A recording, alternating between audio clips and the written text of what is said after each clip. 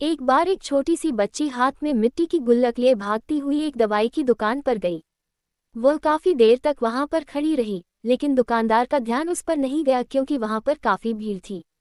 उसने दुकानदार को कई बार बुलाया लेकिन दुकानदार का ध्यान उस पर नहीं गया क्योंकि वहां पर भीड़ बहुत थी। फिर इस बच्ची को गुस्सा आया और अपने मिट्टी की गुल्लक को वहीं काउंटर पर जोर से रख दिया। इसके बाद दुकानदार और वहां पर खड़े सभी लोग उसे बच्ची की तरफ देखने लगे।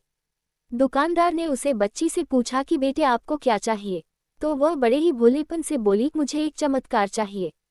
ये सुनकर दुकानदार को कुछ समझ में नहीं आया और न ही वहां पर खड़े लोगों को कुछ समझ में आया। सभी उसकी तरफ देखने लगे।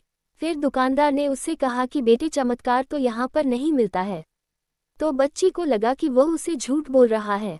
उसने कहा कि मेरे गुल्लक में बहुत पैसे हैं, बताओ आपको कितने पैसे चाहिए, मैं आज यहाँ से चमत्कार लेकर ही जाऊंगी। तभी काउंटर पर खड़े एक आदमी ने उससे पूछा कि बेटी क्यों चाहिए तुमको चमत्कार। तब उसे बच्ची ने अपनी कहानी बताई, अभी कुछ दिन पहले मेरे भाई के सर में बहुत तेज दर्द हुआ। मेरे पापा मम्मी उसको हॉस्पिटल ले गए। उसके बाद कई दिन तक मेरा भाई घर नहीं आया। मैंने बहुत बार अपने पापा से पूछा लेकिन उन्होंने मुझे कुछ नहीं बताया। वो बार बार यही बोलते रहे कि वह कल आ जाएगा, लेकिन वह अभी तक घर नहीं आया है।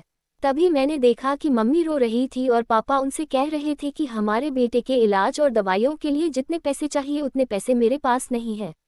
अब उसको कोई चमत्कार ही बचा सकता है। तब मुझे लगा कि मेरे पापा के पास अगर पैसे नहीं भी हैं तो क्या हुआ, मेरे पास तो है।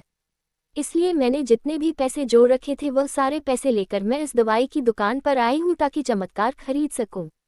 फिर उस आदमी ने बच्ची से पूछा कि कितने पैसे हैं तुम्हारे पास। ये सुनते ही बच्ची ने गुल्लक उठाए और जमीन पर पटक कर उसे फोड़ दिया और पैसे गिनने लग गई। वहां पर खड़े सभी लोग उसे देख रहे थे। थोड़ी देर बाद उसने सारे पैसे इकट्ठे किए और बोली मेरे पास पूरे 19 रुपए हैं। वो जो आदमी वहां पर खड़ा था वह थोड़ा सा मुस्कुराया और बोला कि अरे तुम्हारे पास तो पूरे पैसे हैं, इतने का ही तो आता है चमत्कार। ये सुनकर वह बच्ची बहुत खुश हो गई और बोली चलो मैं आपको अपने पापा से मिलवाती हूँ। बाद में पता लगा कि वह आदमी कोई आम आदमी नहीं था, बल्कि एक बहुत बड़ा न्यूरोसर्जन था और उसने सिर्फ 19 रुपए में उसके भाई की सर्जरी कर दी। उसका भाई कुछ दिन बाद ठीक हो करके घर वापस आ गया। फिर कुछ दिन बाद वह बच्ची, उसका भाई, उसके पापा और मम्मी चारों एक साथ बैठे हुए थे और बात कर रहे थे। तभी उसकी मम्मी ने उसके पापा से पूछा कि अब तो बता दो यह चमत्कार आपने किया कैसे। तब उन्होंने अपनी बेटी की तरफ देखकर कहा चमत्कार में नहीं, इसने किया है। तो यहाँ पर एक बहुत बड़ी सबक है जो हम उस छोटी सी बच्ची से सीख सकते हैं। जिंदगी में कभी कभी ऐसा होता है कि हमको कोई रास्ता नजर नहीं आ रहा होता है और हम लोग हिम्मत हार जाते हैं। तब हमारे अंदर एक बच्चा होता है जो कोशिश करने से कभी पीछे नहीं हटता है। वह हार मानने को तैयार ही नहीं होता है क्योंकि उसको ना शब्द समझ नहीं आता है।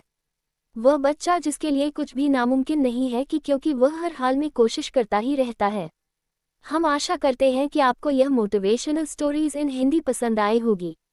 इन कहानियों को पढ़कर आपके अंदर कुछ कर दिखाने की इच्छा बढ़ जाएगी और अपने जीवन में कुछ बड़ा कर दिखाएंगे।